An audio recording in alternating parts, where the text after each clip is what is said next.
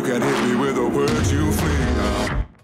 All right, yeah, we have got Tiffany now on the line. Sorry to keep you waiting there, Tiffany. Okay. How's everything going? Can you hear us? Yeah, I can hear you. Yeah, it's loud and clear. Yeah, everything's Awesome. going well. Yeah, so it's towards the end of the fight prep, a few more days to go and then it's quarantine. Yeah. So you're not going to be in the hotel, right, or what? Because you live in Singapore already. So is there a difference there with how you are preparing for the fight? So I have to be in the hotel actually. So on Monday I'll be checking in, and I have to be quarantined too, all the way until after the fight. Yeah. Well, yeah. So obviously this huge rematch, Tiffany Teo against Xiong the Panda Jingnan for that strawweight title. Yeah. Just talk us what's it been like on that road getting back to this title shot? And after the first fight, it was such a good fight. Did you never stop believing? Did you always have confidence you could get back to this spot? Yeah, so it's been about 2.5 years since we last fought. So it has been a long way, working my way back, even though I only had like 2 fights for the past 2 years. But ever since that loss, that was my end goal. It was to get back to title contention. Yeah. And, how is all the hype surrounding this card as one of the home fighters? Do you feel any pressure there or what? I know they have announced actually there's going to be 250 fans allowed inside the arena, the super fans, if they buy the tickets. So is that cool? You're going to have a bit of a crowd there behind you, no doubt. Yeah, for sure there'll be a bit of crowd. So I guess that's cool. It's a different energy at the stadium with a crowd over there. Yeah. So I fought in closed door event before. My last fight was an empty stadium. The first fight ever with an empty stadium, indoor at Singapore Indoor. So this time round should be interesting to have a little bit of crowd to experience how it's like. Yeah, but it's not gonna be like additional pressure on me or like make me more stressed out.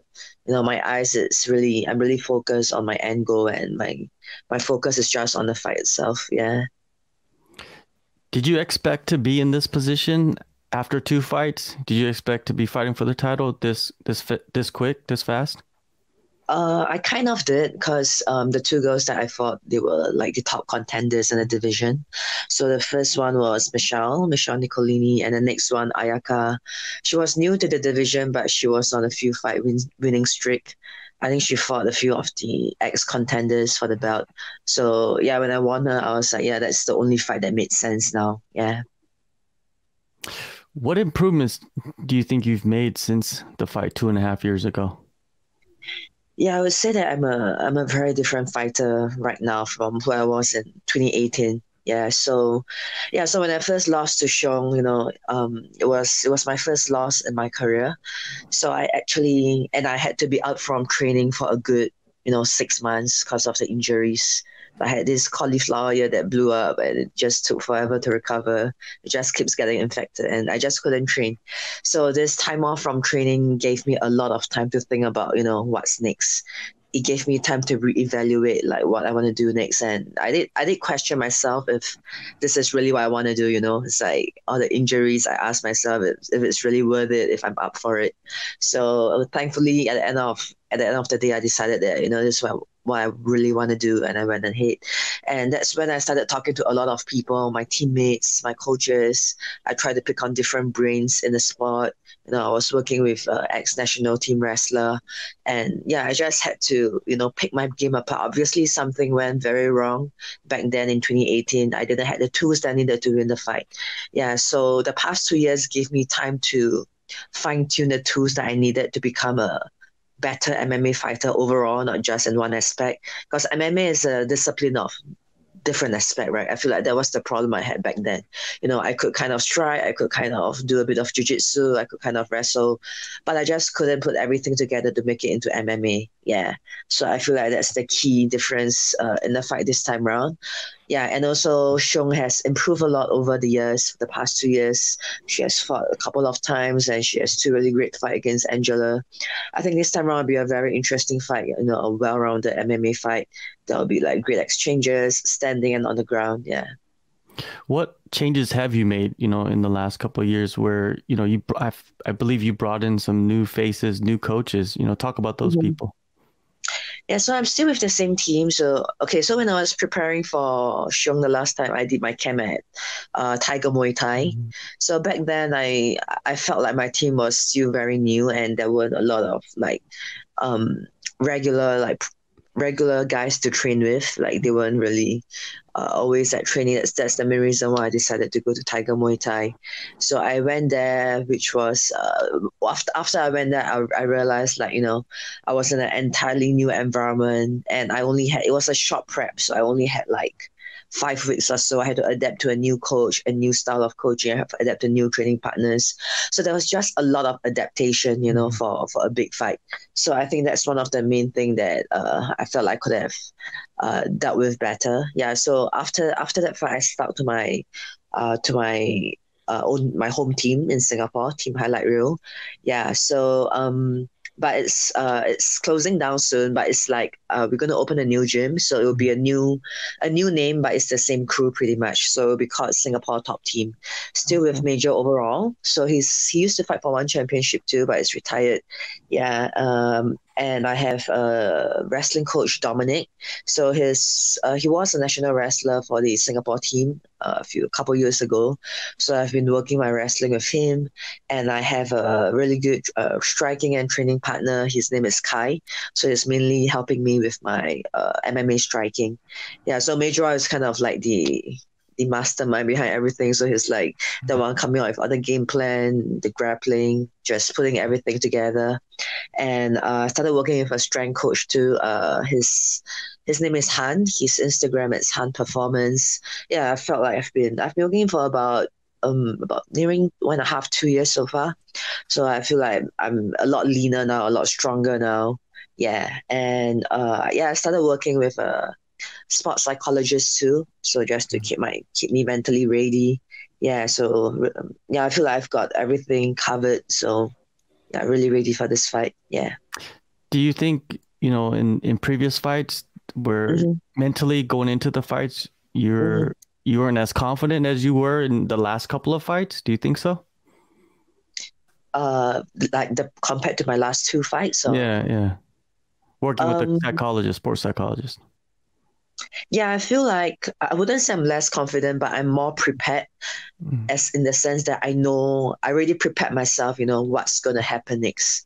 It's like he will walk me through like the best case scenario, the worst case scenario, and just putting myself in those situations so I know.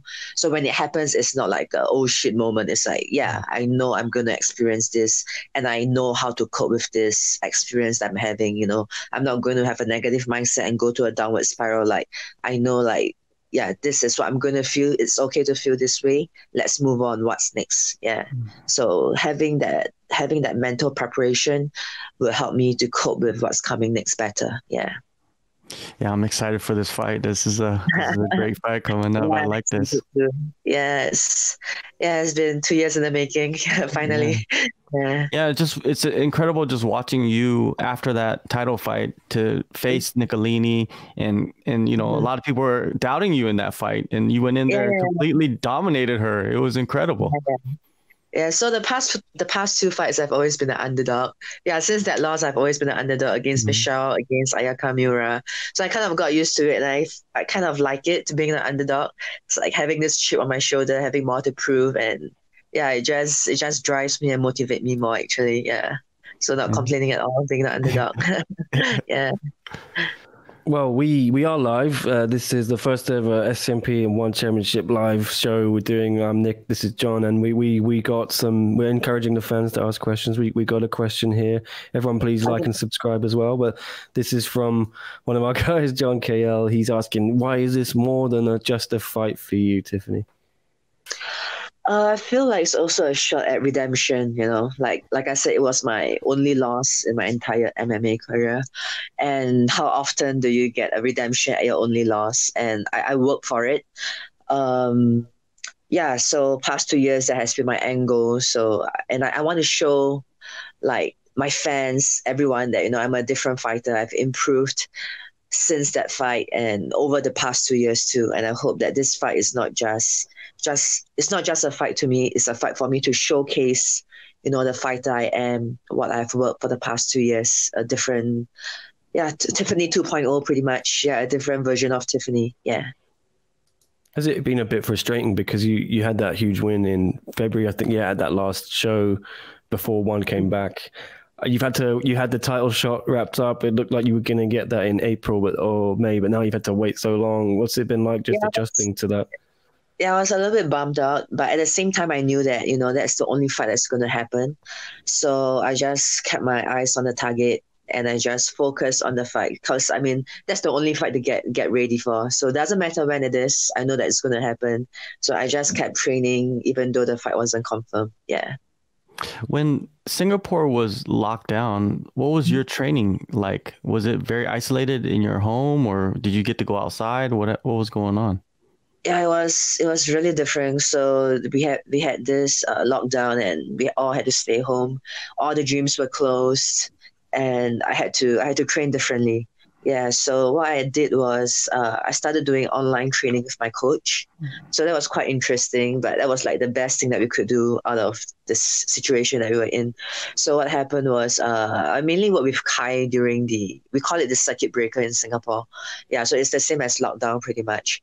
So Kai would tell me like the things that he would like me to work on, like let's say footwork. So there'll be like specific techniques of like footwork that he want me to work on.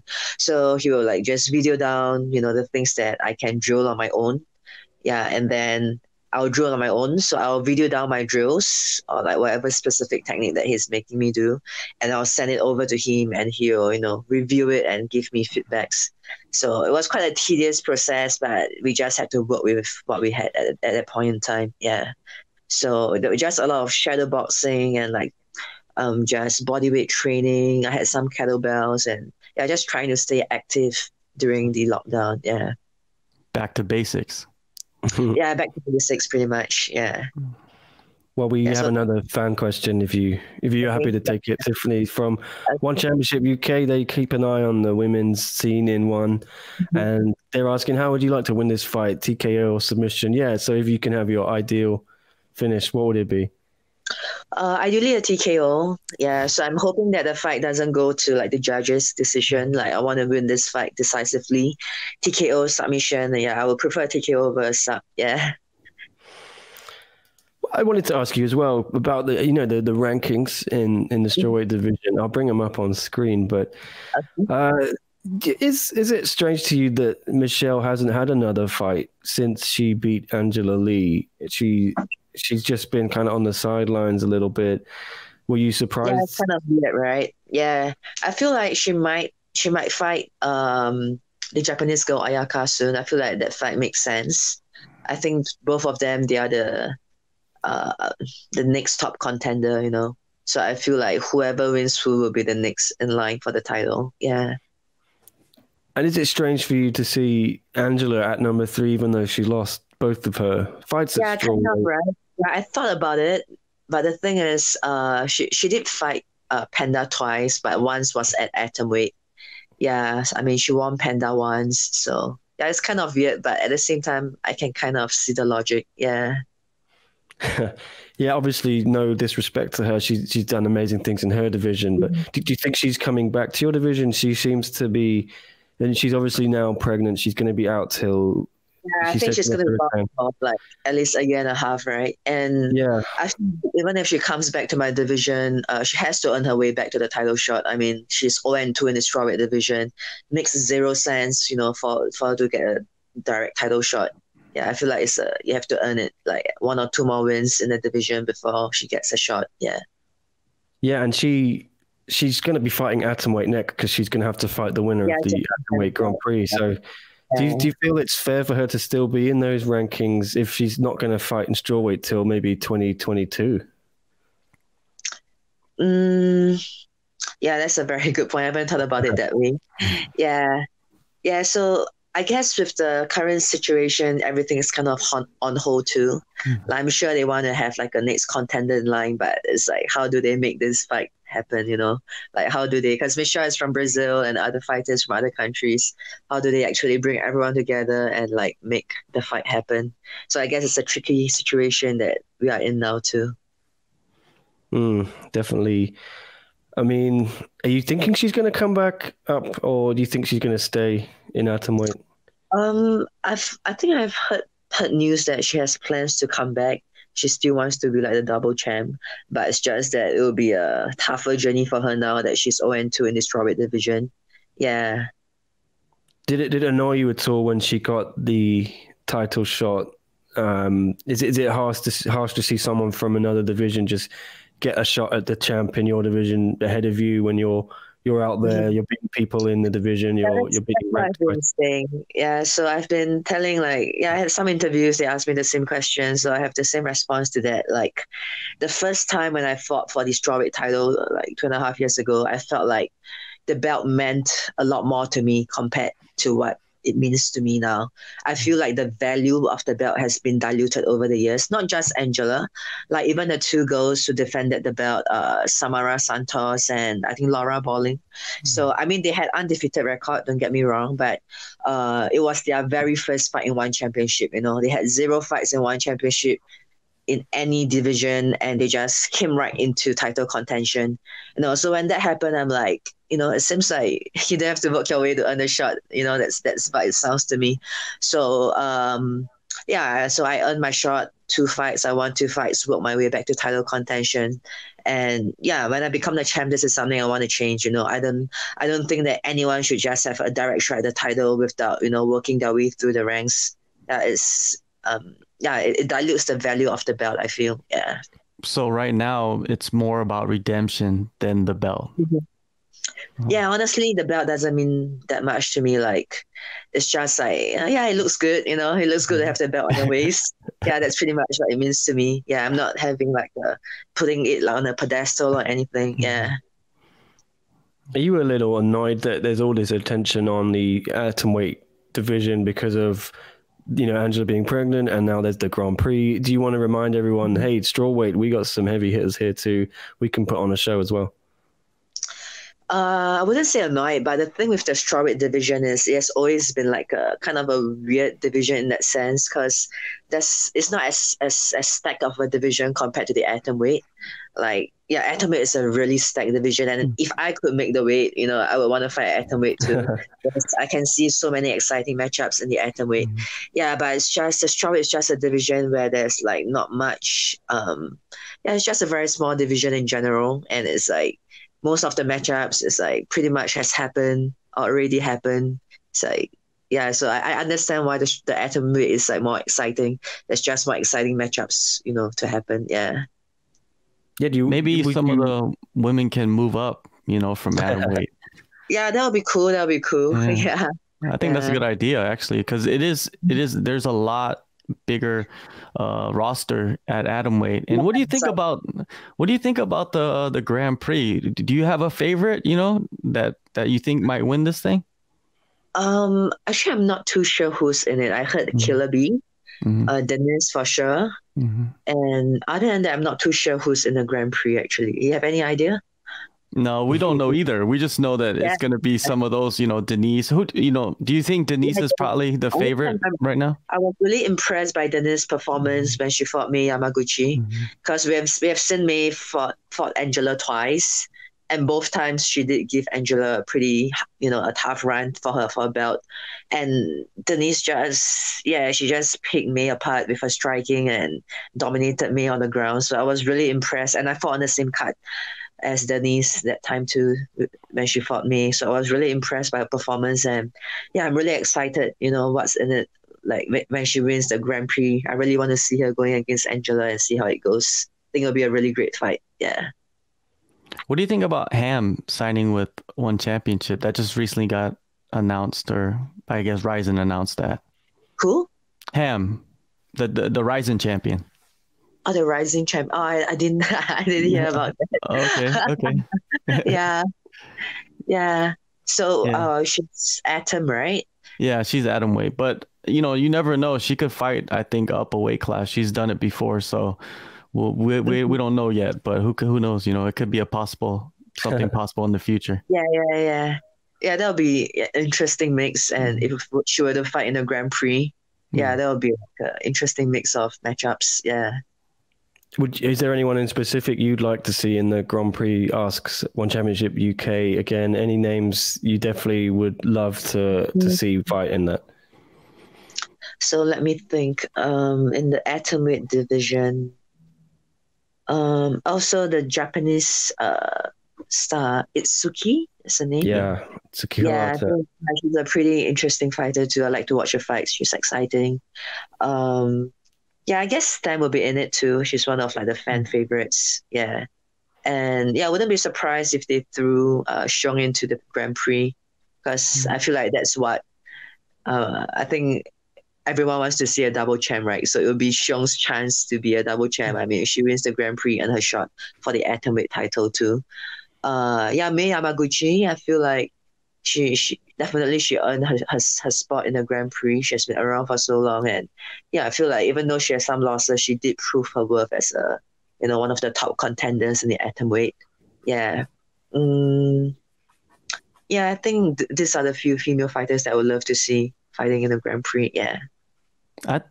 You make a great point right there. You know, this fight could determine if Panda does go into the Grand Prix. You beat her, that frees her up. She doesn't have the title. She could probably drop down. Yeah. That's interesting. Well, we have a couple of people that are saying, you know, we need to get some more fighters in this strawweight division. Is that something, if you ask Chatri for this, have you said, hey, sign some people so we could have a Grand Prix or something? Yeah, I did voice out, like, you know, we need more fighters to the matchmakers, that we need more girls in this division to fight, to make more fights happen, make it more exciting. Yeah, and they're actively looking for strawweight fighters. Yeah. So yeah, we'll see. Hopefully when things open up, we'll see more fighters signed to the strawweight division. Yeah. I hope so, because I mean, I think the atomweight division is, as you said, more stacked, and it's going to really be showcased, isn't it, next year? But you encouraged, because One has been signing a lot of heavyweight fighters in the men's side. It seems to be they're finally addressing those problems of some of the thinner divisions. Are you hopeful maybe they might sign a bunch next year, or what? Yeah, I would think that they are looking to sign more. And yeah, if they want to grow the division, that's the only way to go. It's like it's too small a division to have like any more exciting matchups. I feel like the most exciting one, I would think, it's the upcoming one, me and Xiong, and I think it'll be interesting to see how Michelle fare against Ayaka, two grappling specialists. You know, they're specialists in like different areas. Michelle she's good in her guard, and Ayaka, she's just good in that particular scarf hold position. So it'll be an interesting fight to see. Other than that, I can't really think of, you know, any other interesting fights. It'll be all rematches. Let's say if I win the belt, it will be like rematch against Michelle if she wins, or Ayaka if she wins. You know, so we really need more. We need to have more female new blood in the division to have more exciting fights. Yeah. Yeah, because you're already taken out 2 of the top 5, and if you take out the Panda, you take out 3 of the top 5, and it's hard to kind of sell those rematches, right? Because you've dominated all the fights. And even if Angela wants to fight, you know, she has to, you know, work her way up the ranks, and that would take a couple of months, half a year, or maybe longer if she wants to defend the belt first. Yeah. So there's really just not enough goals in the division. Yeah. Well, we got another question. I don't know. You probably better placed to answer, Tiffany. If One did sign more strawweight fighters, who would you want to see them sign? Is there anyone you can think of outside of One that you want to bring into this division? Not really off the top of my mind. It's like I don't really know which fighters they are not like signed to like any contract that can be signed to One. So I'm not too sure about that. Yeah. Yeah, if anyone has any in the comments, please leave one. I think Tim is suggesting Victoria Lee. Yeah, I mean, maybe she can grow into that. I think she's already taller than Angela, and she's 16, right? So maybe, she might end up in that division. Yeah, you know, you excited to see her join up with One? Obviously, she's going to, I think, find her feet in the atomweight division first. Yeah, it's quite interesting, right? I mean, I don't think she has any amateur MMA fights. So right into One for her professional career. So I think that's a really bold move for sure.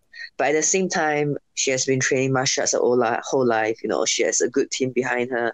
I would think that she's a really well-rounded fighter. So it'll be interesting to see how she fares in the atomweight division. Yeah.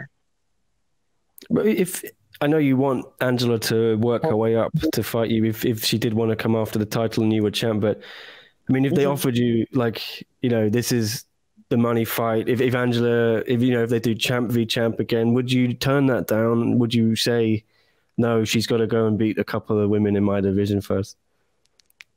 I mean, it must be a money fight as well. It'd be huge. One of the biggest fights. That's true. Yeah, but that's a tricky question.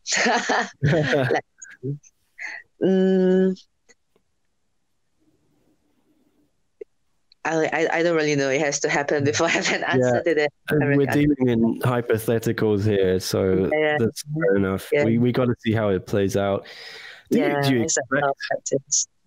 Well, here's a suggestion from WMMA scene now saying Miki Matona just won the Deep Jewels strawweight title. She'd be a good signing for ONE. John, I'm sure you have a much better idea of that than me. And would that be good to see? Yeah, of course.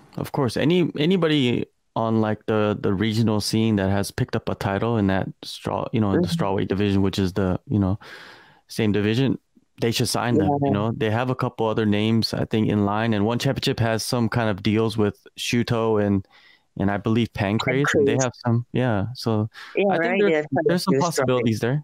Yeah. Mm-hmm. Yeah. In fact, I think Ayaka was previously from Pancrase too before she got signed. Yeah. There's a lot of names out there, even stateside. Yeah. They just have to scout. We're not the scouts, so they need to go scout them and bring them in and have Tiffany fight them. Yeah, I mean, I'm sure they have been scouting, right? They must have their eyes on all these divisions. So let's fingers crossed. I really hope they bolster the division. But I mean, back to next Friday, October 30th, inside the Matrix. Yeah, just what can we expect to see from you against the Panda? Is it going to be new? Yeah, 100%. Yeah, it's like I've been working towards this, and like I said, I really want to. I can't wait to show everyone. My style of fighting has changed because my past two fights I was just fighting against grapplers. Yeah, it's a very different game plan entering this fight, and ever since my loss to Xiong, no one has seen me fight a striker. So I'm really excited to showcase the improvement in the different discipline of my game. And new this next Friday. Yeah, can't wait. The most important question I got for you is the new look. You cut your hair. Why did you decide to cut the hair? It's kind of, I just find that it's easier for training. I've been wanting to do it. Yeah, and my coach Major, he has been egging me on to just shave my hair because with the long hair, especially when you're grappling, it's so annoying. Like certain position it gets caught and you have to fix your hair, and in between rounds your hair gets messy, and it's just I'd rather be spending an extra minute drilling rather than playing around with the hair. So I decided to just shave it off, and I love it. I feel a lot more carefree, and it's just easier to train. I shower faster, everything is just faster with shorter hair. Yeah. Definitely. It's kind of like what Rose Namajunas did, She used to have the long hair. She cut it off. Same reason, She's just, I don't want to deal with it. Let me just focus on fighting. Every day. Yeah, especially if you're training twice a day. Almost every day is just annoying after a while. Yeah. We got a comment here saying maybe we can sign some of the girls from the UFC whose contracts are ending. Off the top of my head, I mean, is there anyone you can think of, John, who's in that position, who maybe you could see crossing over from UFC to ONE? I don't know anything about contract situations, so I don't know who's about to be released or who's about to, get out of their contract. But I'm like I said earlier, I'm pretty sure the matchmakers are keeping an eye on who's going to become a free agent, because they know more about that than we do, and they're going to pick up some of the women coming over. I think that's a big possibility. I think next year they're going to start building this division a little bit more, because Tiffany wants it. If Tiffany wants it, we got to give it to her. We got to build the division, man. Come on. Yes, well, Thanks, Tiffany. We really appreciate you coming on the show. We've got Killer B. She's coming in, I think, any moment now. So we can ask. We will tell her. I think you said you want to see her in that Grand Prix, so we'll get her thoughts on that. And I'm sure. No, thanks so much, and yeah, really good luck for the fight on Friday. Can't wait to see it. Thank you. Thanks. Thank you, Tiffany. Bye.